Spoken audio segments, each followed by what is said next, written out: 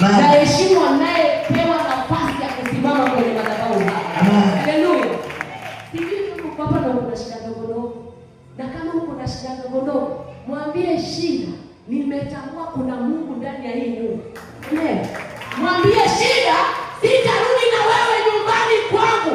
Ni kwa sababu kunaye aliyefufuka, na kama amefufuka, kilichozima ndani yangu leo kinachipuka.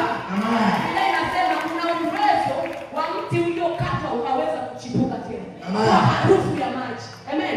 Haitangoja maji mvua inyeshe, lakini kwa ajili ya ile harufu tu kinachipuka. Uko tayari? Amen. Wacha kichipuke ndani yako. You know my name. Hapo lazima niseme.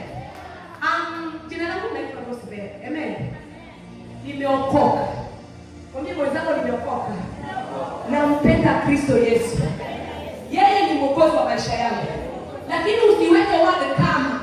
You know when you say Yesu ni kama mwokozi wangu, ni kama you are not sure.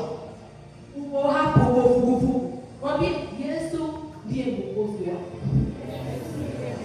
Mimi natoka Elukuota na nasikia raha na nawashukuru kwa kunipenda.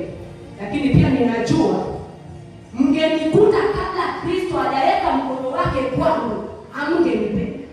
Lakini mnanipenda ni kwa sababu kuna gharama Kristo ameenda kwa ajili yangu. Amen. Si kwa jinsi nilivyo, nimetengenezwa na Bwana. Amen. Nimetoa wimbo mpya, iko YouTube, iko na siku 2 tu.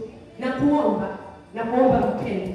Unayependa huduma hii, unayependa kumwabudu na kutukuza Kristo, ingia YouTube, utafute jina Rosebel. Na ukiandika Rosebel wako wengi YouTube, Rosebel songs, utapata hizo nyimbo zangu zote. Enda ukashare na wenzako. Enda ukasubscribe. You can like. Natarajia kuangalia pale nipate comments. Ya kuandika kitu kidogo kutoka kwa watu wa kupanga. I love you so much. Amen. Ndio wimbo tunaanza nao. Jitayarishe. Worship him. I need you please. You are my people. Hello, you have it, eh? You have the song. Let me play. One more second. Hallelujah. Lord, I worship you. Lord, I bless you. Lord, I glorify your name.